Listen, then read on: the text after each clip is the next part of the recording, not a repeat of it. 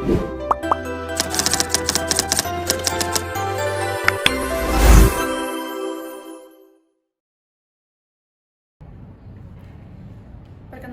saya Intan Nuraini dengan angka NPM 2313041077, mahasiswa Pendidikan Bahasa dan Sastra Indonesia.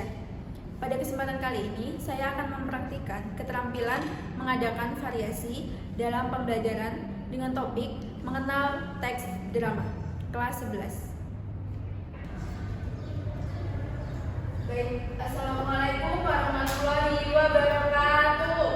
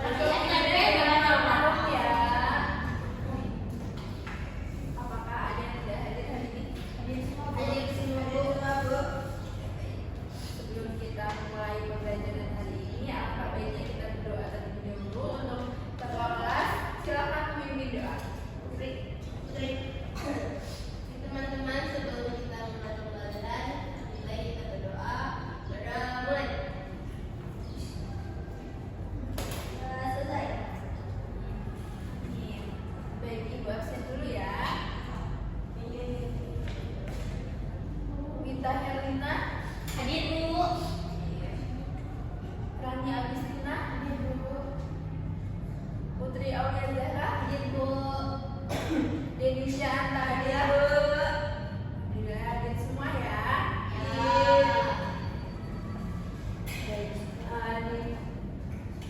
Di pertemuan sebelumnya kita telah membahas materi tentang puisi. Nah, di pertemuan hari ini kita akan membahas teks drama. Nah, anak-anak kalian pasti sudah pernah menonton kan di televisi atau di handphone kalian tentang film nih atau drama. Nah, coba sebutkan drama apa yang pernah kalian tonton? Drama Korea. Selain drama Korea deh yang di Indonesia.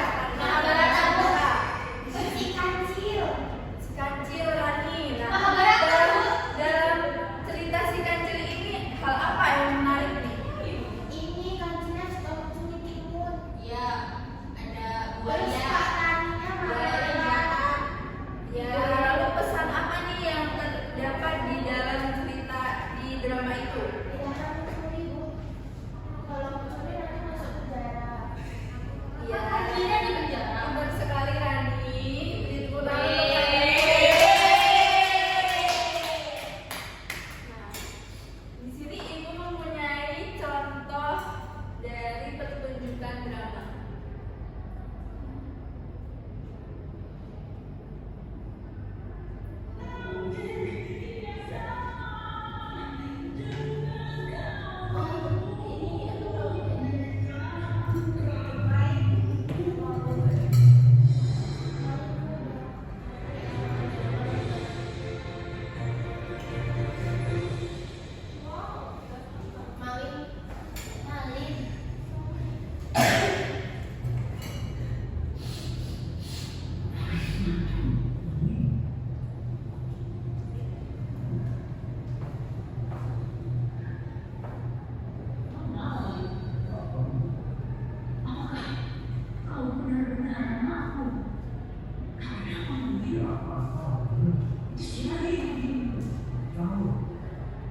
Malin. Siapa nggak tahu bahwa dia seorang wanita uzur. Aku tahu Mali. Inikah yang kau suka sekali sama aku kaya. Iya, ibu sudah tiada.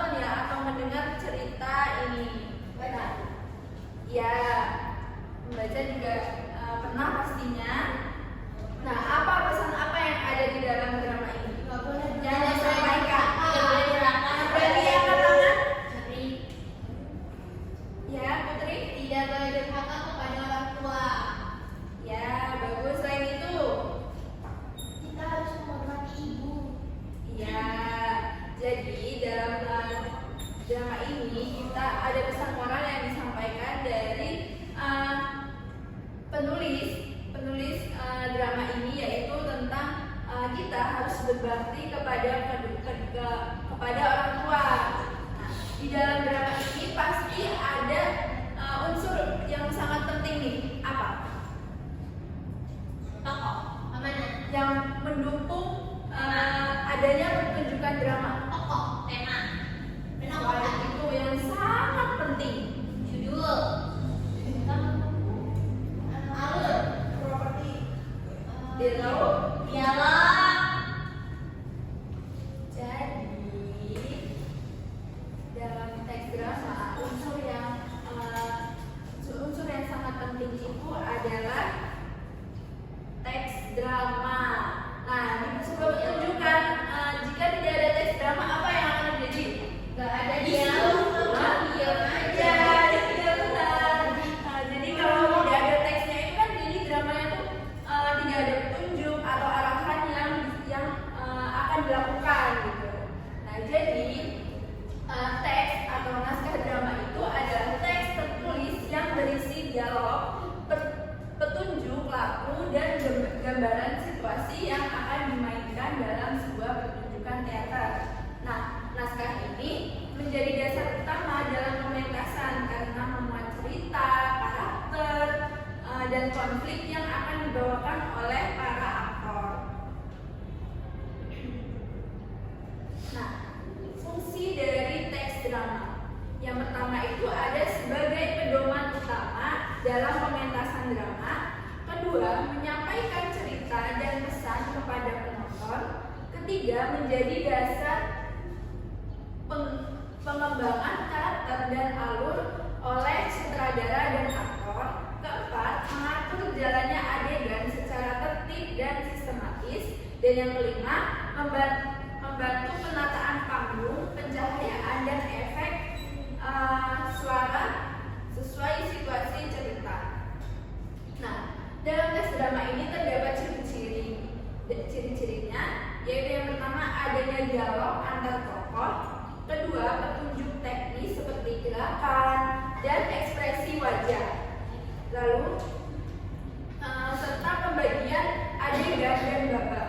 Nah, naskah atau teks drama ini tidak ditulis dalam bentuk narasi panjang, tetapi berbentuk percakapan langsung antar tokoh atau dialog. Nah, selanjutnya ada unsur intrinsik dalam teks drama. Nah, yaitu meliputi yang pertama tema, kedua alur, ketiga tokoh dan penokohan, keempat latar, kelima dialog. Nah, karena unsur ini itu saling berkaitan untuk membangun cerita yang menarik dan bermakna bagi penonton. Nah, sini ada tema nih yang pertama. Tema yaitu ide pokok yang ingin disampaikan dari sebuah cerita dan inti permasalahan yang hendak dikemukakan pengarang dalam ceritanya. Biasanya tema cerita drama ini dapat diungkapkan secara tidak langsung atau implisit dan langsung secara eksplisit. Nah, contohnya itu ada ini drama temanya tentang persahabatan. Nah, makna yang disampaikan secara tidak langsung atau implisitnya itu seperti dalam teks ini. Dua sahabat berselisih karena kesalahpahaman, tetapi akhirnya saling memaafkan tanpa pernah mengucapkan kata sahabat sejati. Nah, makna persahabatan dalam teks ini disampaikan hanya tersirat dari tindakan dan dialog mereka. Lalu yang kedua itu ada eksplisit yang disampaikan secara langsung. Nah, ini biasanya disampaikan melalui dialog antar tokoh. Selanjutnya ada alur. Udah tahu ya pasti alur itu apa? Jalan cerita. Ya. Jadi alur itu adalah rangkaian peristiwa yang terjadi dalam cerita drama. Selanjutnya ada tokoh dan penokohan. Ini tokoh adalah pelaku dalam cerita drama, lalu penokohannya itu cara penulis menggambarkan sifat tokoh ini terbagi menjadi tokoh utama dan tokoh pendukung, serta bisa memiliki peran protagonis, antagonis, dan tritagonis. Selanjutnya, dialog ini adalah unsur yang sangat penting juga di dalam teks drama, yaitu percakapan antara dua tokoh atau lebih yang menggerakkan alur cerita. Nah, dialog harus terasa alami sesuai dengan karakter tokoh serta mendukung pengungkapan konflik dan pesan cerita secara dramatis. Nah, selanjutnya ada latar dan setting. Coba Rani tolong bacakan.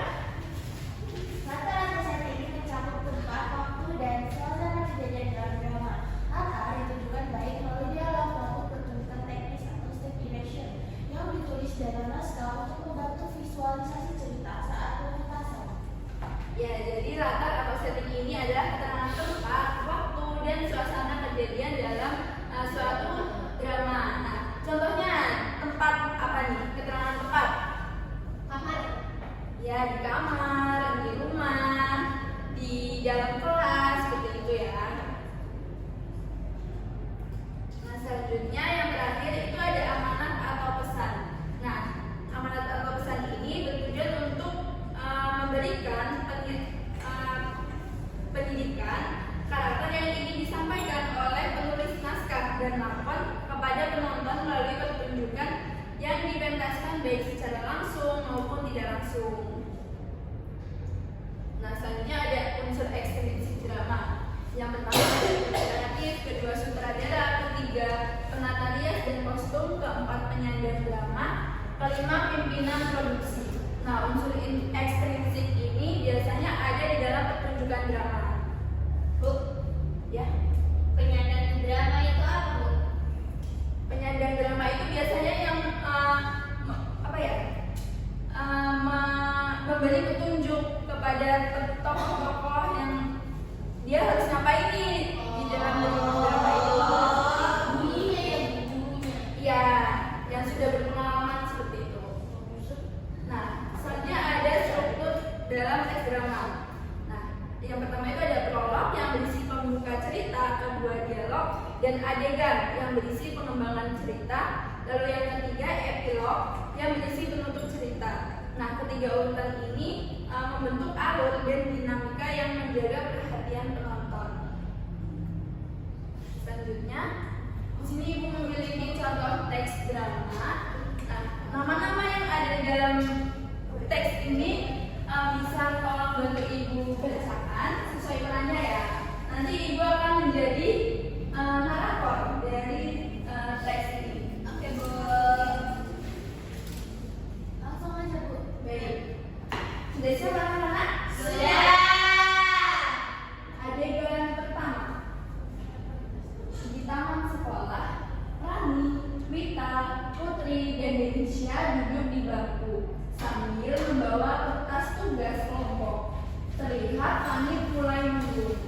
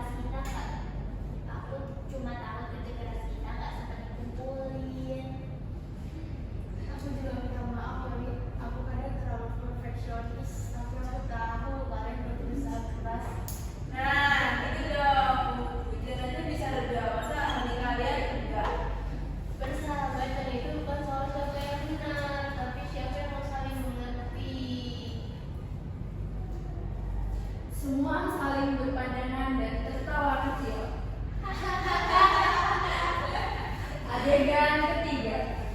Hujan mulai reda. Mereka berdiri dan bersiap pulang. Janji ya, besok kita selesaikan penulis seragam sampai tuntas. Janji, tapi kali ini aku yang ngetik biar cepat. Setuju, dan aku bagian kopi sama camilan. Kalau begitu, aku bagian jaga semangat. Mereka tertawa bersama, menatap pelangi yang muncul setelah hujan. Mungkin hujan ini mengingat kalau persahabatan sejati selalu bisa menenangkan badai apapun. Lampu-lampu perlahan hidup. Tamat. Tangan kita semua. Nah, ini adalah contoh dari teks drama. Nah, dalam teks drama ini terdapat tema nih. Temanya apa? Persahabatan.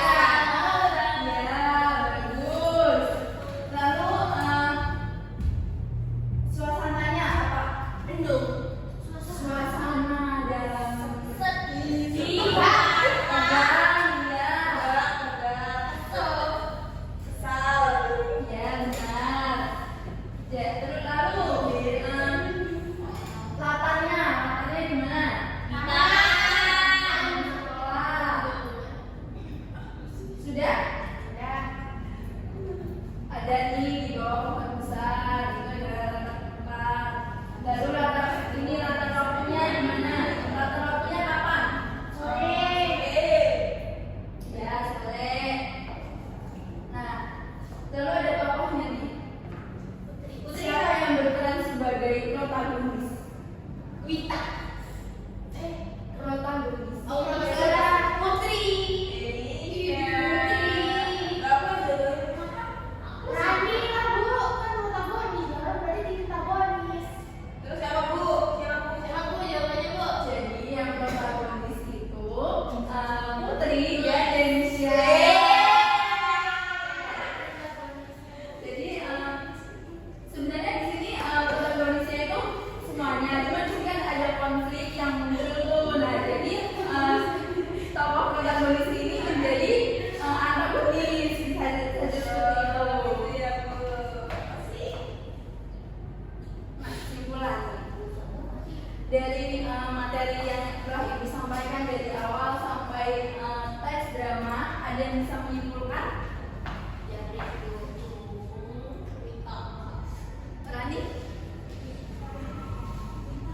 Jadi hari ini kita belajar tentang teks drama, ada apa namanya unsur-unsurnya. Ya. Apa saja unsurnya? Ini ada tokoh, tokohan, tema, alur, latar, atau setting, sudut pandang. Nggak ada, sudah ada. Oh, amanat. Ya. Tentang di drama itu. Nah, jadi kita hari ini belajar tentang teks drama nih. Teks drama itu adalah karya sastra yang menggambarkan kehidupan melalui dialog dan tindakan tokoh-tokohnya untuk dipentaskan. Nah, unsur pembangunnya itu meliputi tema, alur, tokoh, dan penokohan, dialog, latar, konflik, serta amanat. Ada yang ditanyakan sampai sini? Cukup, Bu. Cukup. Baik, ibu lanjut ya. Ayo berlatih. Oh my God. Di sini ibu mempunyai pertanyaan nih, tapi kalian harus langsung menjawab ya. Ibu beri waktu 10 detik deh. Bu, barusan kan aku- Langsung dijawab ya. Yang benar nanti ibu kasih bintang. Ibu catat namanya. Siapa anak-anak? Siap ya, Bu. Pertanyaan pertama. Silakan dibaca. A. Disimpan ya jawabannya. Oh, lupa. Waktu habis. Siapa yang jawab A? Ya. Rani saja. Yang menjawab B? Saya. Yang menjawab C? Oh, Tata atau B? Kita menjawab apa? Kita? Beda. Nanti kita bahas ya. Apa saja unsur yang termasuk dalam latar atau setting drama? B, Bu. B. C-nya adalah B. B.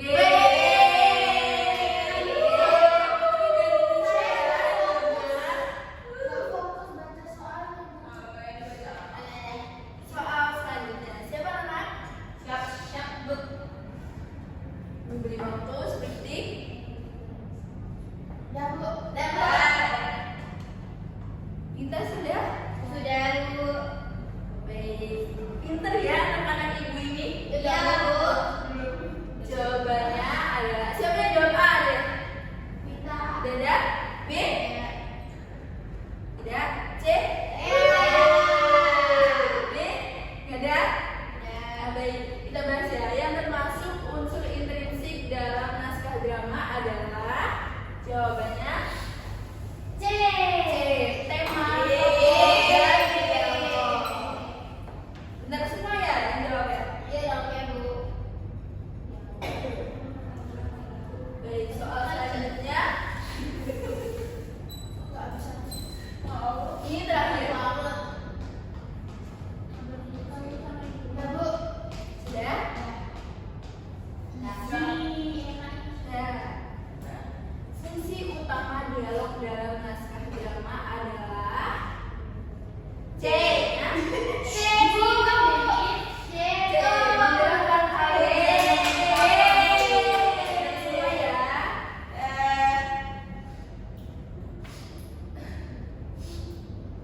Baik, kita sudah berada di akhir pelajaran. Nanti nama-nama yang sudah berhasil mendapatkan bintang akan ibu masukkan nilainya ya. Dapat menambahkan poin. Baik, kita sudah berada di akhir pertemuan.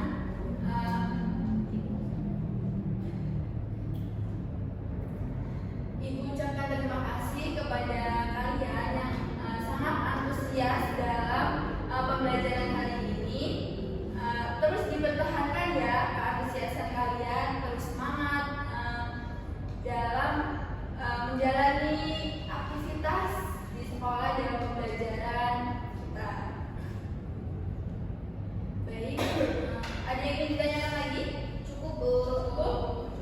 Baik, Ibu tutup pembelajaran hari ini. Ibu akhiri, wassalamualaikum warahmatullahi wabarakatuh. Waalaikumsalam warahmatullahi wabarakatuh. Terima kasih Bu. Selamat siang, saya selaku observer lisan dari calon guru Intan Nur Aini dengan NPM 2313041003 pada topik mengenal teks drama pada tanggal 24 Oktober 2025 kelas 11. Dalam komponen variasi dalam gaya mengajar guru, yang pertama suara, guru memberi variasi dalam nada suara, volume suara, kecepatan bicara. Calon guru mampu mengatur nada, volume, dan kecepatan bicara secara dinamis sehingga suasana kelas tetap hidup dan siswa tidak mudah bosan. Lalu yang kedua, mimik dan gerak. Guru mengadakan perubahan mimik dan gerak tangan dan badan untuk memperjelas penyajiannya. Calon guru menampilkan ekspresi wajah yang sesuai dengan materi serta menggunakan gerak tangan untuk memperjelas penjelasan. Lalu yang ketiga, kesenyapan. Guru dengan sengaja memberikan waktu senyap atau hening dalam pembicaraannya. Calon guru sesekali memberikan jeda hening setelah menjelaskan poin penting agar murid dapat menjelaskan informasi meskipun masih bisa ditingkatkan agar lebih efektif. Lalu yang keempat, kontak pandang. Guru melayangkan kontak pandang dan melakukan kontak pandang dengan muridnya. Calon guru melakukan kontak pandang dengan para muridnya untuk menunjukkan perhatian dan keterlibatan dalam proses belajar. Lalu poin kelima, perubahan posisi. Guru bergerak dalam kelas untuk maksud yang berbeda-beda. Calon guru aktif berpindah posisi untuk memantau murid sehingga interaksi terasa lebih dekat dan tidak monoton. Lalu pada poin keenam, memusatkan. Guru memberikan tekanan pada butir-butir yang penting dari penyajiannya dengan menggunakan bahasa lisan seperti dengan baik, perhatikan ini, dan lain-lain, dan isyarat yang cocok seperti mengangkat tangan atau menunjuk dengan jari. Calon guru menekankan bagian penting dengan intonasi tertentu dan isyarat tubuh yang sesuai seperti dengan bahasa lisan seperti dapat kita lihat anak-anak atau menunjuk PPT. Lalu dalam komponen variasi penggunaan media dan alat bantu pengajaran, variasi visual, guru menggunakan alat bantu yang dapat dilihat, menulis di papan tulis, menggunakan gambar atau benda. Calon guru menggunakan media visual seperti papan tulis, slide presentasi yang memuat gambar. Lalu yang selanjutnya, variasi aural, guru menggunakan berbagai suara langsung atau rekaman dalam pengajarannya. Calon guru menggunakan suara dan intonasi dengan baik serta memanfaatkan rekaman video di awal pembelajaran. Lalu variasi alat bantu yang dapat dipegang dan dimanipulasi, guru memberikan kesempatan kepada siswa memegang atau memanipulasi benda-benda atau alat pengajaran. Calon guru tidak menggunakan variasi alat bantu dalam pembelajaran. Lalu, dalam komponen variasi pola interaksi dan kegiatan siswa, guru memperkenalkan perubahan dalam pola interaksi antara dia dengan siswa dan juga menganeka-ragamkan kegiatan belajar siswa yang terlibat. Calon guru menerapkan variasi pola interaksi seperti tanya jawab, diskusi, sehingga tidak hanya menjadi pendengar pasif tapi ikut berpartisipasi dalam proses belajar. Sekian dari saya, selamat siang.